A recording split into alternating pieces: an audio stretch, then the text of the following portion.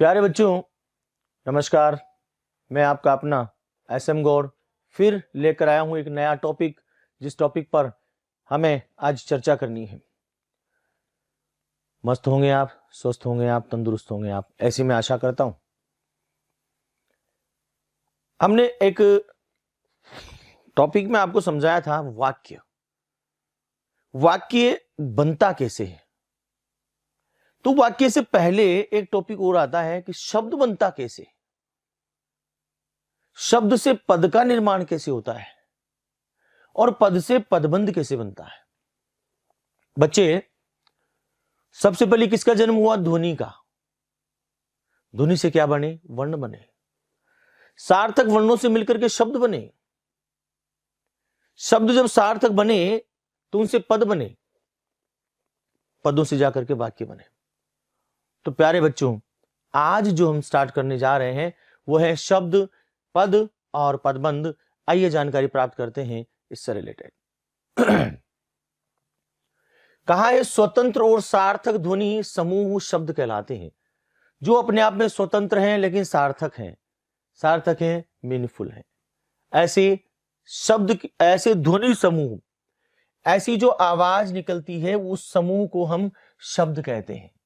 ऐसा स्वतंत्र वर्ण समूह जिसका कोई एक निश्चित अर्थ हो शब्द कहलाता है। एक दो अर्थ देखिए, एक ऐसा स्वतंत्र वर्ण समूह जिसका कोई एक निश्चित अर्थ निकलता हो। हमने कहा पुस्तक, एक निश्चित अर्थ निकलता हो। वर्ण समूह प प्लस छोटा ऊ प्लस स प्लस त प्लस अ प्लस क, ये हमने क्या किया? वर्णों को मिलाया और उन वर्णों को मिलने के बाद उन वर्णों का एक पर्टिकुलर अर्थ निकला, ये कहलाता है शब्द। जैसे घर, गुलाब, रमेश, कुसुम, कमल, सुंदर, ये जो सब के सब हैं, ये किससे बने हैं? ये वर्णों से मिले हैं, वर्णों से बने हैं। कैसे बने? देखो, यहां लिखा हुआ है गुलाब। अब मैंने आपको बताया था वर्ण क्या? स्वर और व्यंजन दोनों मिलकर के वर्ण। तो गुलाब में कैसे बना? ग हलंत प्लस छोटा ऊ प्लस ल हलंत प्लस आ प्लस ब हलंत प्लस अ, तब जाकर के गुलाब बना। तो ये हमने क्या कहा? एक स्वतंत्र वर्ण और वर्णों का जो समूह है वो मिलता है और एक सार्थक अर्थ जब देता है तब शब्द का निर्माण होता है। देखो, वर्ण समूह शब्द कहलाता है, सही बात है। वर्णों का समूह जो मिलेगा ये वर्णों का समूह है जो शब्द कहलाता है। जब उसका कोई न कोई अर्थ हो, बिना अर्थ वाला वर्ण समूह कभी भी शब्द नहीं हो सकता। बिना अर्थ वाला वर्ण समूह कभी भी शब्द नहीं हो सकता। जैसे लिख दिया नक, अब इसका कोई शब्द का वर्णों का समूह तो है लेकिन ये शब्द नहीं है। क्यों नहीं है? क्योंकि इसका कोई अर्थ नहीं है, क्योंकि इस वर्ण समूह का कोई अर्थ नहीं है। किंतु नक के स्थान पर अगर नाक हो जाए, नक के स्थान पर अगर नाक हो जाए, आ स्वर और मिला दिया जाए तो ये एक शब्द बन जाएगा। समझ में आ गया होगा? वर्णों का समूह तो होगा बेटा, लेकिन उनका पर्टिकुलर अर्थ निकलना चाहिए। ठीक है, इसका अर्थ अपने आप में स्वतंत्र है। यह शब्द हिंदी शब्दकोश में भी कभी भी देखा जा सकता है। आप जो पर्टिकुलर वर्ड ढूंढोगे वो हिंदी डिक्शनरी में मिल जाएगा, लेकिन इस प्रकार के अगर शब्द होंगे ही नहीं, क्योंकि वो शब्द होते ही नहीं है, ऐसे डिक्शनरी में नहीं मिलेंगे। अब शब्द का महत्व क्या है? शब्द किसी भी भवन की ईंटों की तरह होते हैं। जब बिल्डिंग खड़ी की जाती है, उस बिल्डिंग की ईंटें जो जमती है एक के ऊपर एक, तब जाकर के भवन खड़ा होता है। जिस प्रकार ईंट से भवन निर्माण होता है, उसी प्रकार शब्दों से भाषा रूपी भवन का निर्माण होता है। जब शब्द जुड़ते हैं तब भावों की अभिव्यक्ति होती है। बच्चों, शब्द ही नहीं होंगे तो हम अपनी भावनाओं को कैसे व्यक्त कर पाएंगे? शब्दों से ही वाक्य बनते हैं, तभी उनसे उचित अर्थ निकलता है। अगर शब्द होंगे तो वाक्य बनेंगे, और वाक्य होंगे तो अर्थ निकलेगा। या फिर एक ध्वनि से अथवा अनेक ध्वनियों के मेल से अक्षर बनते हैं। हमने कहा था सबसे पहले ध्वनि का निर्माण हुआ, फिर ध्वनि से ध्वनि मिली तो अक्षर बना। तो एक या अनेक अक्षरों के समूह से शब्द का निर्माण होता है। अक्षर जब मिलते हैं, भारत, सुंदर, हिमालय, यमुना, वहां, और, के, आ, जी, हैं, पानी आदि समूह शब्द हैं। इन सभी से किसी अर्थ की अभिव्यक्ति हो रही है, अतः यह अभिव्यक्ति सार्थक शब्द हैं। जबकि रतभा, वाणी, खट आदि अक्षरों के समूह तो हैं परंतु शब्द नहीं है। ये अक्षरों के समूह तो हैं, अक्षर तो मिला दिए गए हैं, लेकिन इनका कोई अर्थ नहीं निकलता। इसलिए बेटा ये शब्द नहीं, क्योंकि इनसे किसी प्रकार के अर्थ की अभिव्यक्ति नहीं होती, अतः ये निरर्थक शब्द है। ऐसे शब्द जिनका अर्थ नहीं निकलता निरर्थक शब्द हैं। शब्द की निम्नलिखित विशेषताएं होती हैं। अब शब्द किसे कहेंगे, शब्द की विशेषताएं क्या होती हैं, आइए जानते हैं। सबसे पहले, शब्द से किसी अर्थ की अभिव्यक्ति होती है, यस, मीनिंगफुल होना चाहिए, सबसे पहली बात। दूसरी बात, शब्द वर्णों के समूह से बनते हैं, यस, ध्यान रहे वर्ण में क्या आता है, स्वर और व्यंजन दोनों आते हैं।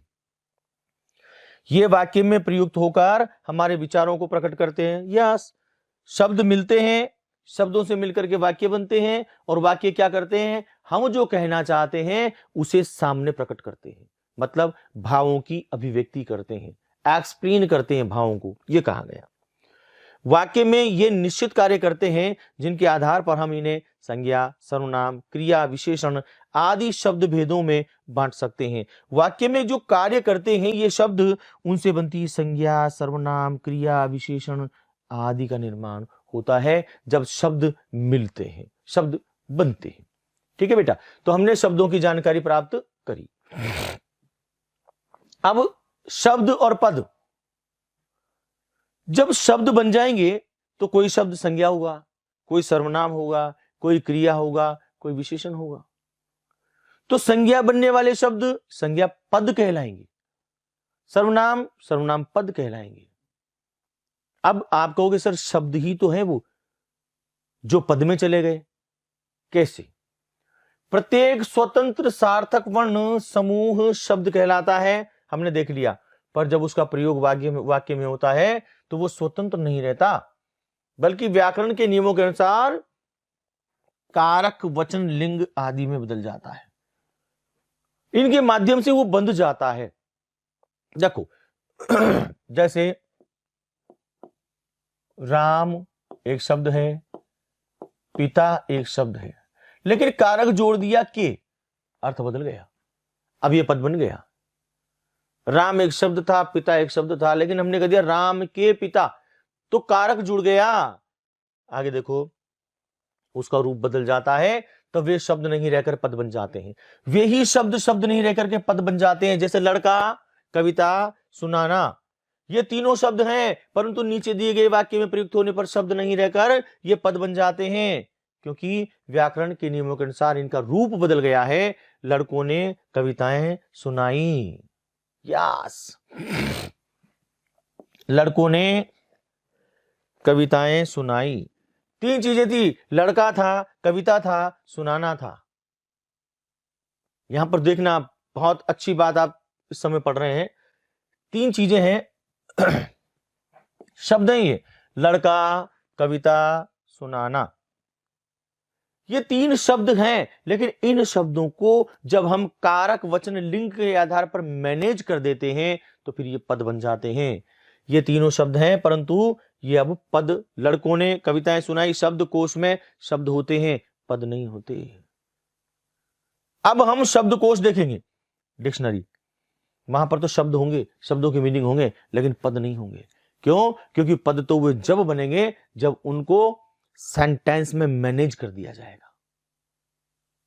राम पिता, तो राम के पिता, राम पिता दशरथ, ये शब्द हैं।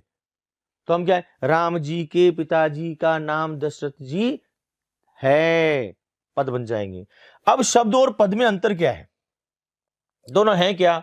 शब्द जब वाक्य में प्रयुक्त होते हैं तो पद बन जाते हैं। बस यही बात है प्यारे बच्चों। शब्द अपनी जगह है और शब्दों से पद का निर्माण होता है, लेकिन कैसे? जब वो व्याकरण के नियमों के अनुसार सेंटेंस में मैनेज कर दिए जाते हैं। जब वाक्य में प्रयुक्त होता है तो विभक्तियों से युक्त होकर पद कहलाता है। विभक्तियों से युक्त होकर उसमें कारक, विभक्ति, लिंग वचन जुड़ जाते हैं और लिंग वचन कारक जुड़कर उसके स्वरूप में परिवर्तन कर देते हैं। अब पद के भेद क्या क्या है देखो। प्रयोग अथवा रूप परिवर्तन के आधार पर शब्द के दो भेद मुख्य हैं बेटा। एक है विकारी और दूसरा है अविकारी। अब पद जो होंगे उनमें दो प्रकार के बनेंगे। विकारी, जिनमें विकार उत्पन्न होता है, विकार का मतलब परिवर्तन, जिनको अकॉर्डिंग टू सिचुएशन लिंग वचन कारक के अनुसार बदलाव किया जा सकता है, जिनके अंदर वो विकारी कहलाएंगे। देखेंगे जिन शब्दों में प्रयोग के अनुसार कुछ परिवर्तन हो जाता है वे विकारी शब्द कहलाते हैं। जैसे जवानी, सोना, अच्छा, दौड़ना, तू, वह, मैं, राम, श्याम आदि विकारी शब्दों में मुख्य चार भेद हैं। कौन कौन से चार भेद? संज्ञा, सर्वनाम, क्रिया और विशेषण। ये चार चीजें हैं जिनमें परिवर्तन होता है। जैसे दौड़ना, क्रिया का लेते हैं अपन। क्रिया क्या है? दौड़ना। हम क्या कह देते हैं? दौड़ रहा है, परिवर्तन आ गया। शब्द क्या था? दौड़ना। लेकिन विकार का मतलब परिवर्तन आना। हमने क्या कहा? दौड़ता है, दौड़ रहा है, दौड़ेंगे। शब्द में परिवर्तन आ रहा है ना, शब्द के एडजस्टमेंट में परिवर्तन आ रहा है। ये परिवर्तन आता है तो वो विकारी शब्द कहलाते हैं। और ये शब्द चार हैं: संज्ञा, सर्वनाम, क्रिया, विशेषण। अविकारी शब्द वो हैं जिनमें प्रयोग के अनुसार बदलते नहीं है, अविकारी शब्द कहलाते हैं। किसी भी अवस्था में जिसमें लिंग वचन कारक के अनुसार परिवर्तन नहीं होता। अथवा सीता अथवा गीता स्त्रीलिंग है तो आ गया। राम अथवा श्याम पुल्लिंग है, देनांशो। बच्चे अथवा बच्चियां, देनांशो। ये वे शब्द हैं जिनमें कोई परिवर्तन नहीं आता, हर कंडीशन में वही रहते हैं। तो ये अविकारी जिनमें विकार उत्पन्न नहीं होता, विकार का मतलब परिवर्तन जिनके अंदर नहीं होता, वह अविकारी होती हैं। धीरे धीरे ये भी अविकारी है। इनमें लिंग वचन कारक के अनुसार कोई परिवर्तन नहीं होता है। इनके भी चार भेद बताए हैं। क्या बेटा? क्रिया वहां आ गई थी, अब यहां पर आएगा क्रिया विशेषण। समुच्चय बोधक, संबंध बोधक, विस्मयादि बोधक। याद रखने की बात है सिर्फ पद में। विकारी कौन से हैं? संज्ञा, सर्वनाम, क्रिया, विशेषण। क्रिया और विशेषण अलग अलग हैं। अविकारी में क्रिया विशेषण, समुच्चय बोधक, संबंध बोधक और विस्मयादि बोधक। चार प्रकार के जो शब्द हैं, चार प्रकार के जो पद हैं, वो हैं आपके अविकारी, जिनमें कोई परिवर्तन नहीं आएगा। अब आते हैं हम पदबंध पर। वाक्य में प्रयुक्त शब्द को पद कहते हैं। ठीक है, शब्द जो संज्ञा पद, सर्वनाम, संज्ञा, सर्वनाम, क्रिया, विशेषण पद कहलाएंगे अपने अपने जगह। और जब पद व्यवस्थित समूह बन जाता है तो उसे वाक्य कहते हैं। जब पद व्यवस्थित समूह बन जाता है, अध्यापक,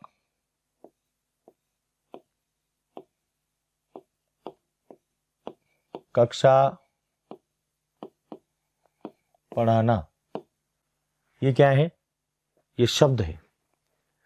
अब इन शब्दों को हम लिंग वचन कारक के अनुसार जमा दें, क्या कहलाएगा?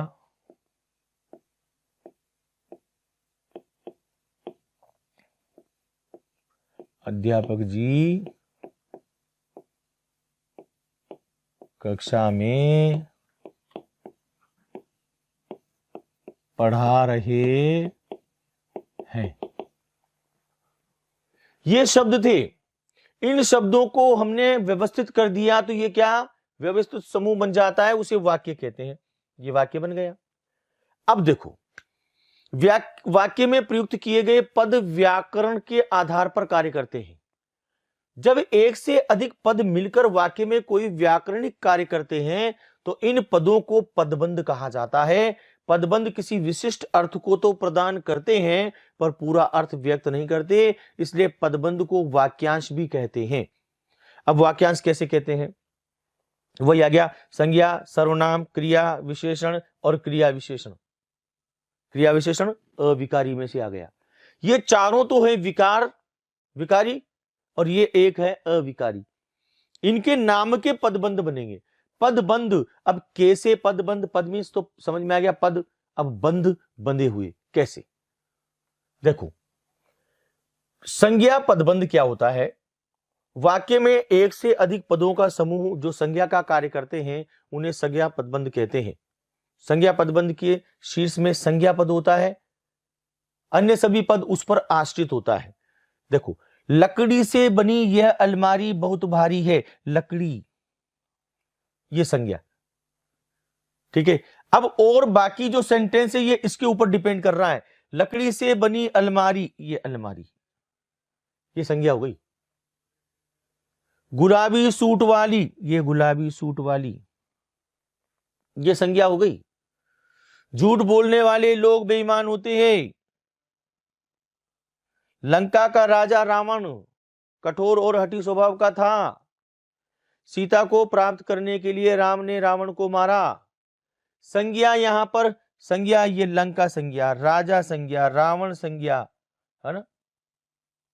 ये इसी प्रकार से झूठ बोलने वाले लोग संज्ञा, बेईमान संज्ञा, भाववाचक आ गई, झूठ संज्ञा।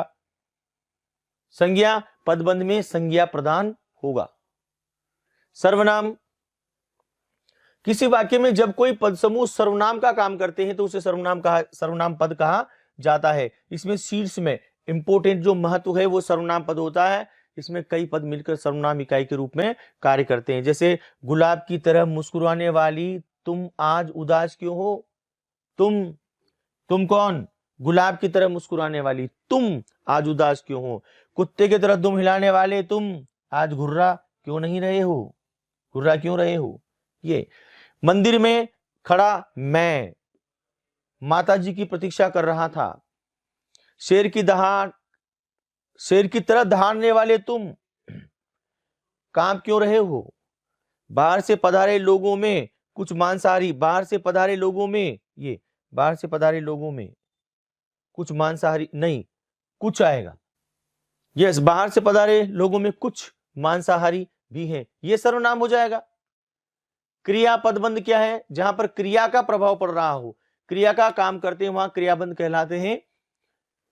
कैसे, नाव पानी में डूबती चली गई, मैं मंदिर से वापस आ रही थी।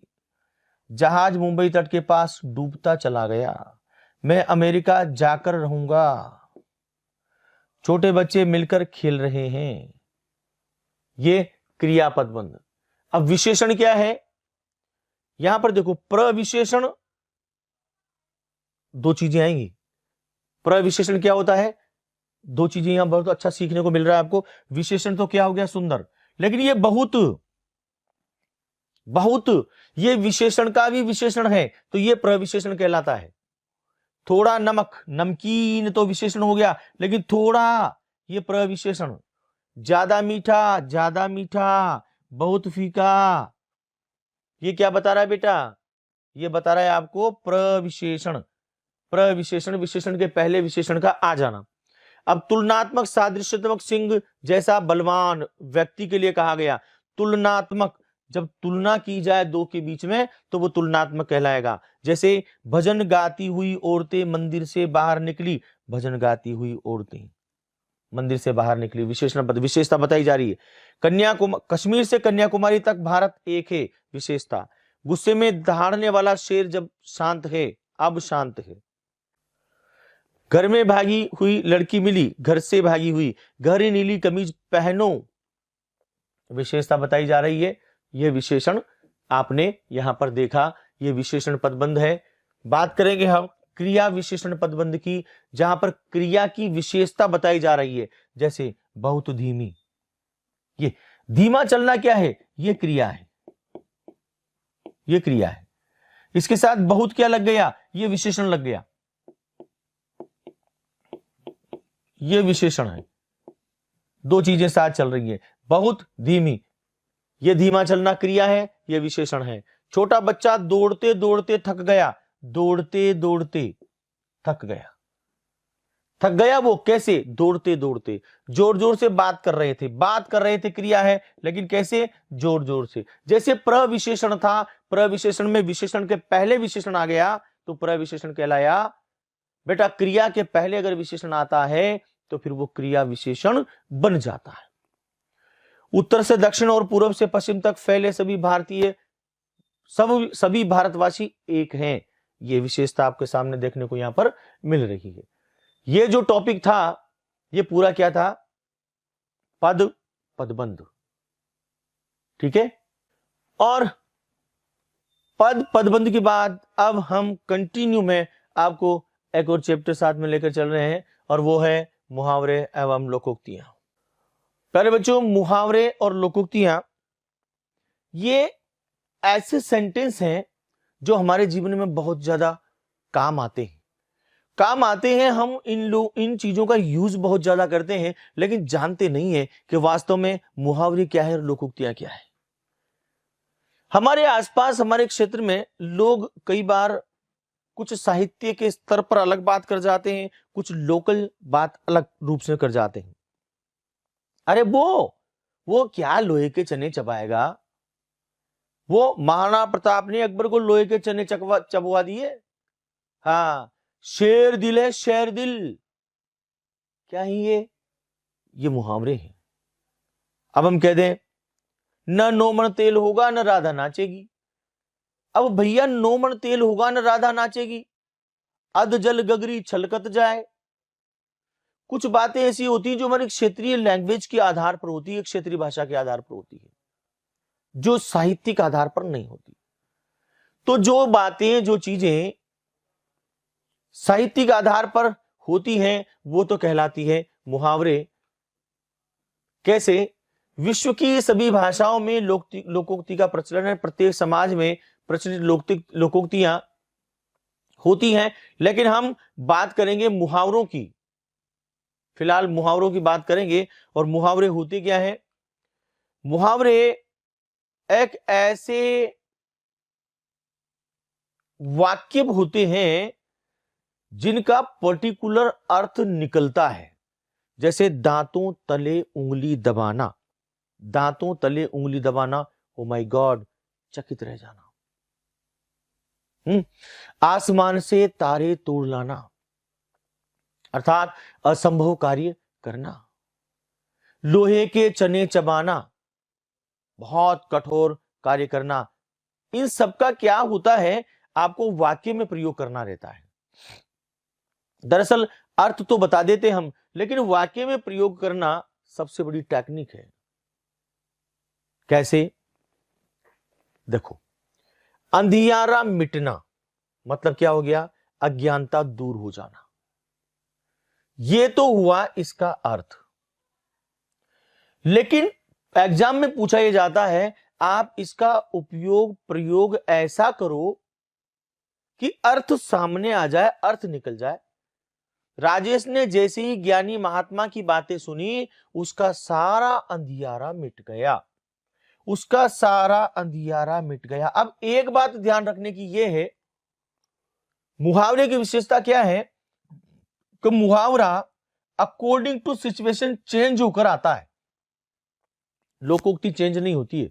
लोकोक्ति तो वही होगी, न 9 मन तेल होगा न राधा नाचेगी। अर्थात राधा ने ऐसी शर्त रखी सामने कि मैं ये कार्य जब करूंगी जब 9 मन तेल लाओ, ये कार्य तब करूंगी। असंभव शर्त रख देना। अब नाचने से तेल का क्या संबंध है? तो क्या होता है? असंभव शर्त रख देना। तो वहां पर ये तो वही बात हुई ना, न 9 मन तेल होगा न राधा नाचेगी। तो ये जो सेंटेंस चिपकाया हमने, लगाया हमने, ये वैसा का वैसा ही आया। लोकोक्ति में अकॉर्डिंग टू लिंग वचन कारक कोई परिवर्तन नहीं होता, लेकिन मुहावरे में होता है।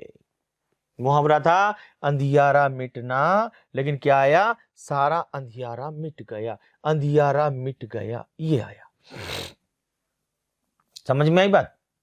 देखो, घर जलाना, एक चीज और बताऊं मैं आपको, ये जो आप मुहावरे इस समय देख रहे हैं ये आपकी बुक के हैं, आपकी लेसन से रिलेटेड है, और मोस्टली इनका चांस ही होता है आने का। आपा खोना, बस कंडक्टर था ना, आपा खोना मतलब अत्यधिक क्रोध में आना। बस कंडक्टर की गाली सुनकर छात्र अपना आपा खो बैठा और उसने कंडक्टर का कॉलर पकड़ लिया। आपा खो बैठा, ये देखो चेंज आ गया सेंटेंस के अनुसार। आपा खोना मुहावरा है, लेकिन जब उसका वाक्य में प्रयोग होगा तो बेटा उसमें लिंग वचन कारक के अनुसार परिवर्तन अवश्य आएगा। घर जलाना, सब कुछ बलिदान कर देना। घर जलाना, कबीर ने अपना घर जलाया, फिर क्या कहा, तो मैं तो दूसरों का भी घर जलाऊंगा, ताश का, अन्य का भी घर जलाऊंगा। सब कुछ बलिदान कर देना। देश को स्वतंत्रता दिलाने के लिए बहुत से आंदोलनकारियों ने अपने घर जलाने में भी संकोच नहीं किया, अपने घर जलाने में भी संकोच नहीं किया, अर्थात उन्होंने अपना सर्वस्व बलिदान करने में किसी प्रकार का संकोच नहीं किया। तो ये कुछ ऐसे शब्द होते हैं, एक पर्टिकुलर शब्दों का एक ऐसा पद होता है जो एक विशेष प्रकार का अर्थ प्रकट करता है, वो मुहावरे होते हैं। लाज रखना, सम्मान बचाना। घर में अचानक मेहमान आ गए और उनके स्वागत सत्कार के लिए फूटी कौड़ी भी नहीं थी, ऐसे में अलमारी में छिपा कर रखे हुए 100 के नोट ने उमा की लाज बचा ली। लाज रखना, ये इज्जत बचाना ही नहीं है, लाज से तात्पर्य उस समय मैनेज कर लेना स्थिति को, कंडीशन को, ये लाज बचाना होता है। आगे बात करें, मुंह बंद होना मतलब चुप हो जाना। कहते मुंह बंद रख, चुप हो जाना। कविता होशियार बनती फिरती थी। आज कक्षा में अध्यापिका ने उससे ऐसे ऐसे प्रश्न पूछे कि उसका मुंह बंद हो गया। ये देखो चेंज हो गया, मुंह बंद होना की जगह मुंह बंद हो गया, बोलती बंद हो जाना। अंधे के हाथ बटेर लगना, अंधे के हाथ बटेर लगना मतलब अयोग्य व्यक्ति को मूल्यवान वस्तु मिल जाना। अंधा है, कहां से देख पाएगा, लेकिन बटेर लग गई हाथ में, मतलब अयोग्य व्यक्ति को मूल्यवान वस्तु का प्राप्त हो जाना। कमाल की बात है, रजनी ने बीए तृतीय श्रेणी में उत्तीर्ण की है और उसे शानदार नौकरी मिल गई। वाओ, अंधे के हाथ बटेर लग गई। आड़े हाथों लेना, हाँ आप यहां ये सोच रहे होंगे कि ये अंधे के हाथ बटेर लगना तो इसके अंदर आया ही नहीं। कमाल की बात है, रजनी ने बीए तृतीय श्रेणी में की और उसे शानदार नौकरी मिल गई, ये तो अंधे के हाथ बटेर लगना है। आड़े हाथों लेना, खरी खोटी सुनाना। आड़े हाथों लेना, आज शीला को विद्यालय में बहुत देर हो गई थी पहुंचने में, इसलिए घर पहुंचते ही उसकी माताजी ने उसे आड़े हाथों लिया, खरी खोटी सुनाई। ये बात, आड़े हाथों लेना, खरी खोटी सुनाना। उड़ जाना, गायब हो जाना। आज सुबह से ही मैं अपने पर्स को तलाश कर रहा हूं, न जाने कहां उड़ गया। उड़ जाना, गायब हो जाना, न जाने कहां उड़ गया। उड़ जाना। खून जलाना, कठिन परिश्रम करना। रीता ने अपने भाई का भविष्य बनाने के लिए अपना खून जलाने में भी परहेज नहीं किया। खून जलाना, अरे यार तुम अपना क्यों खून जला रहे हो, वो तो है ही नालायक, उसके लिए तुम अपना क्यों खून जला रहे हो। ये होता है कठिन परिश्रम करना, मेहनत करना। गाड़ी कमाई, मेहनत से की गई कमाई को गाड़ी कमाई कहते हैं। आपके माता पिता आपके लिए अपनी गाढ़ी कमाई लगा करके आपको पढ़ा रहे हैं। मुझे इस बात का बहुत दुख है कि मेरे मित्र के पुत्र ने अपने पिता की गाड़ी कमाई को शराब और जुए में गंवा दिया। गाड़ी कमाई, बहुत अधिक परिश्रम से कमाई हुई कमाई को, पैसे को गाड़ी कमाई कहा गया है। गिरह बांधना, मन में बिठा लेना। मैंने छोटे भाई से कहा इस बात को गिरह बांध लो कि ईमानदारी का कोई विकल्प नहीं है। गिरह बांधना, गांठ बांध लेना, गिठान बांध लेना, मन में बिठा लेना, दृढ़ निश्चय कर लेना, यह गिरह बांधना होगा। गुड़कियां खाना, ये कंप्लीट है। गुड़कियां खाना, डांट डपट सहना। तुम्हारे कर्म ही ऐसे हैं जो दिन रात माता जी से गुड़कियां खाते रहते हो, गुड़कियां खाते रहते हो। गुड़कियां खाना, बात बात पर डांट पड़ना, बात बात पर डांटना, गुड़कना। चक्कर खाना, परेशान हो जाना। आज का प्रश्न पत्र इतना कठिन और लंबा है कि अच्छे अच्छे पढ़ाकू भी चक्कर खा गए। चक्कर खा गए, ये देखो बदल गया, चक्कर खा गए। चुल्लू भर पानी देने वाला, कठिनाई भरे समय में मदद करने वाला। चुल्लू भर पानी देने वाला, चुल्लू भर थोड़ा सा, इतना सा पानी देने वाला, मतलब कठिनाई समय में मदद करने वाला। तुमने इतना बुरा काम किया है कि तुम्हें अंतिम समय में कोई चुल्लू भर पानी देने वाला भी नहीं होगा।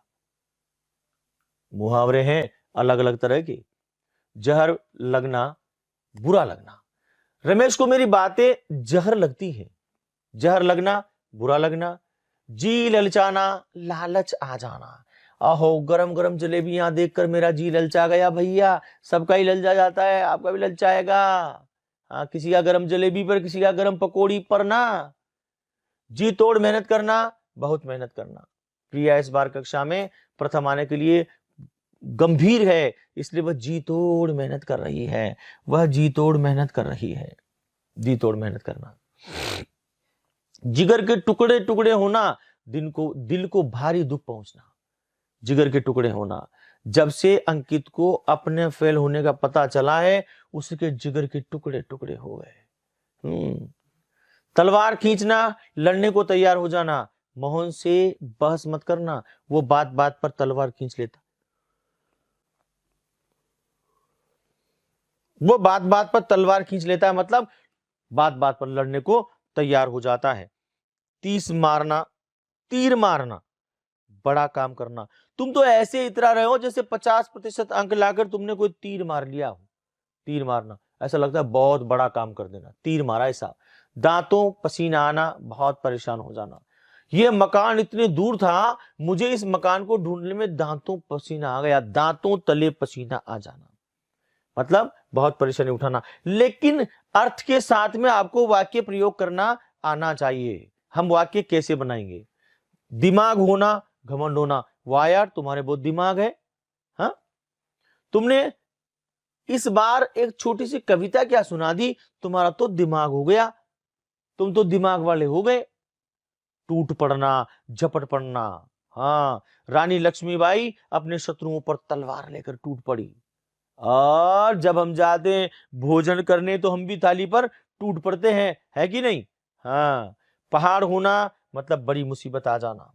रात में जब आमिर का पर्स खो गया तो सुबह तक इंतजार करने में उसे एक क्षण काटना भी पहाड़ हो गया। बड़ी मुश्किल से समय व्यतीत होना, इंतजार करना, इंतजार होना। पास फटकना, नजदीक आना। जब मैं बीमार होकर अस्पताल में भर्ती हुआ, उस समय कोई भी मित्र मेरे पास नहीं फटकता था, कहीं उसे मेरी मदद न करनी पड़ जाए, इसलिए। ये थे मेरे अच्छे से बच्चों मुहावरे।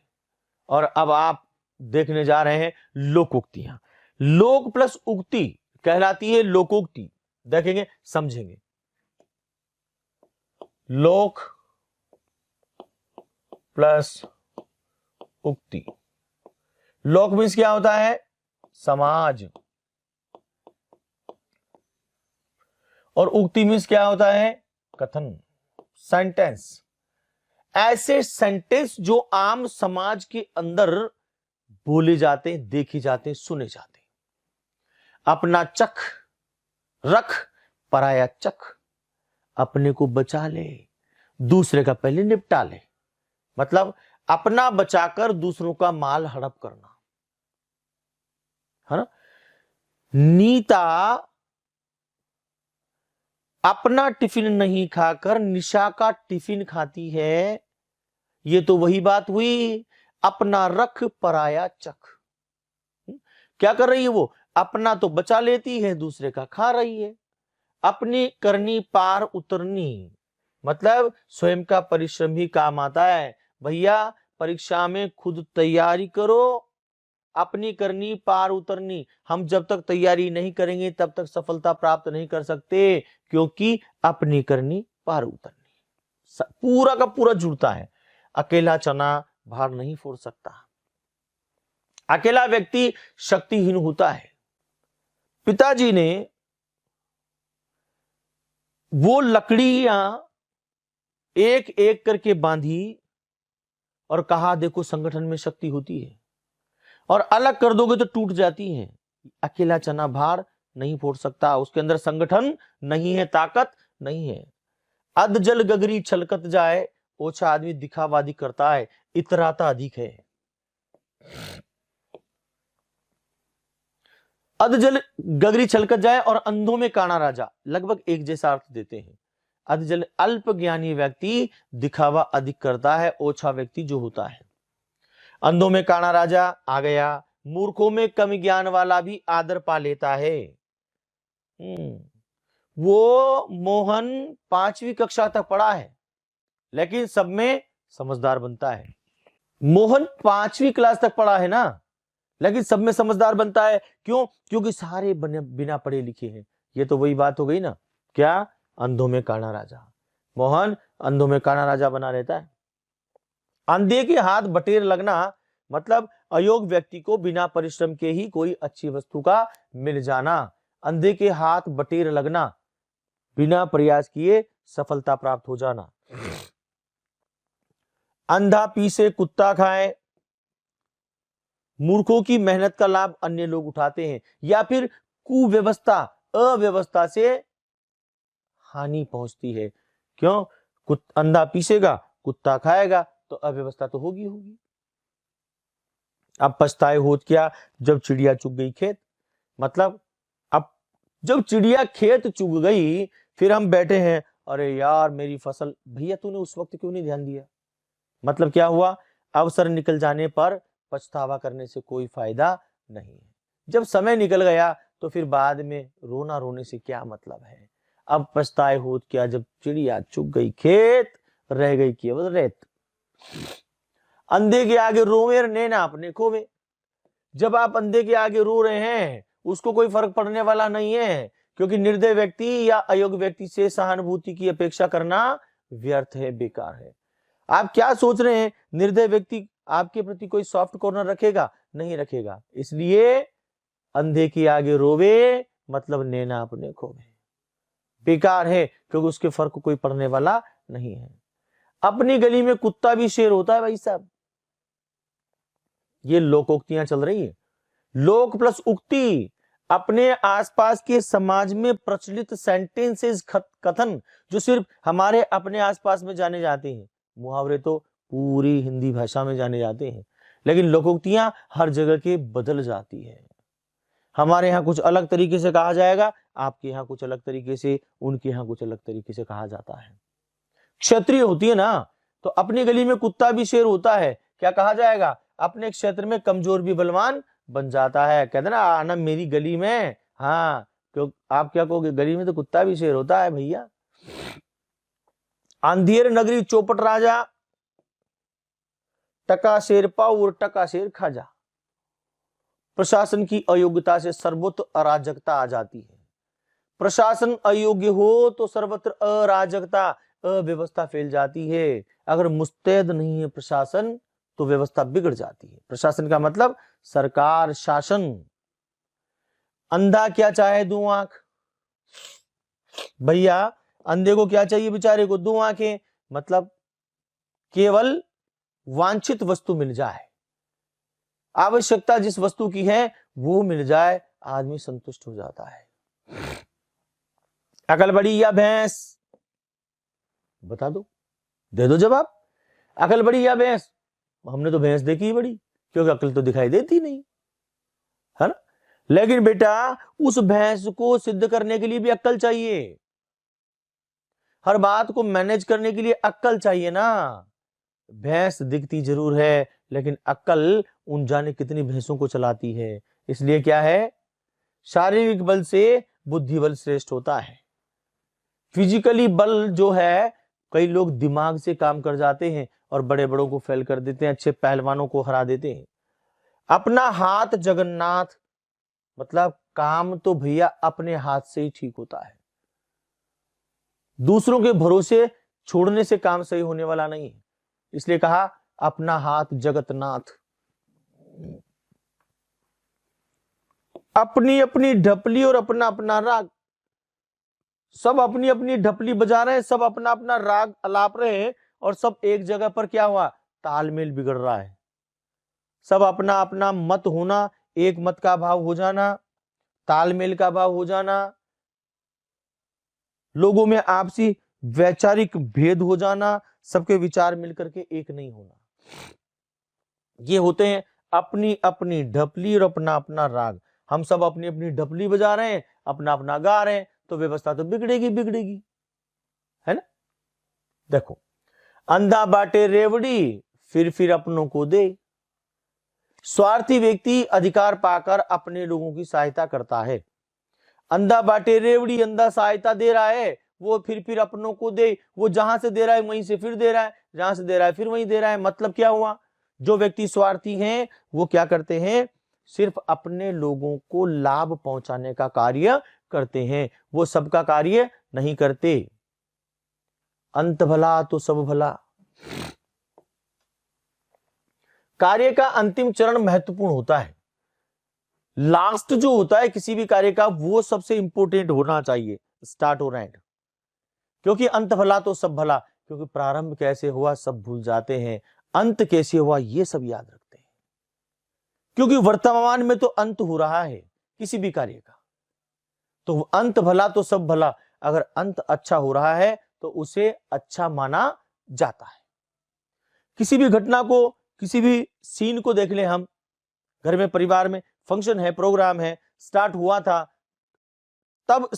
था तब हमने एंजॉय किया था, लेकिन वो शादी का जो अंतिम पहर जो आ गया वो याद लास्ट में रहने वाला है, क्योंकि हम उसको उस समय जी रहे हैं। तो अंत भला तो सब भला। सोचते भी हैं चलो आप पहले क्या हुआ था उसे छोड़ो, कम से कम एंड अच्छा हुआ, वो देता है प्रेरणा कि अंत भला हुआ है, चलो कोई बात नहीं, सब अच्छा हो गया।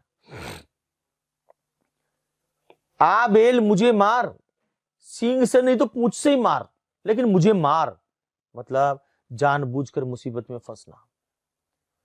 आ बेल मुझे मार का मतलब दो पक्षों के बीच झगड़ा हो रहा था और राम उन्हें छुड़ाने चला गया और मुसीबत उस पर आ पड़ी।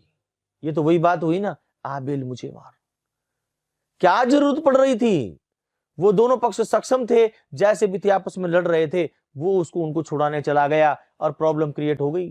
क्या, आ बेल मुझे मार, वो आपस में लड़ना छोड़ दिया और एक पक्ष ने उसको पीट दिया। यही होता है आ बेल मुझे मार, मतलब जानबूझकर मुसीबत में फंसना। आम के आम गुठली के दाम, दोहरा लाभ, हर प्रकार से लाभ ही लाभ। आम के आम गुठली के दाम, आम खा लिए गुठली बेच दी, डबल लाभ हो जाना। कैसे, वो चने बेचने वाले जो हरे चने बेचते हैं, वो हरे चने बेचने वाले उन चनों को खोलकर हरे चनों को निकाल लेते हैं और जो पौधा बचता है उसे घास के रूप में बेच देते हैं, मतलब दोहरा लाभ। आम के आम गुठली के दाम, वो चने भी बेच दिए निकाल करके और महंगे बेचे, और उधर घास भी बेच दिया। आम के आम गुठली के दाम, हर प्रकार से लाभ प्राप्त होना। आंख का अंधा और नाम नयन सुख, वाह जी वाह। अंधा है बेचारा लेकिन नयन सुख नाम है उसका, है बिल्कुल करोड़पति आदमी का नाम फकीर चंद। सोचा, गरीब आदमी का नाम लखपत राय, धनपत राय, अमीर चंद, नाम बड़े और दर्शन खोटे। अंधा का नाम, आंख का अंधा और नाम नयन सुख, अर्थात गुणों के विपरीत कार्य होना। गुणों के विपरीत कार्य होना।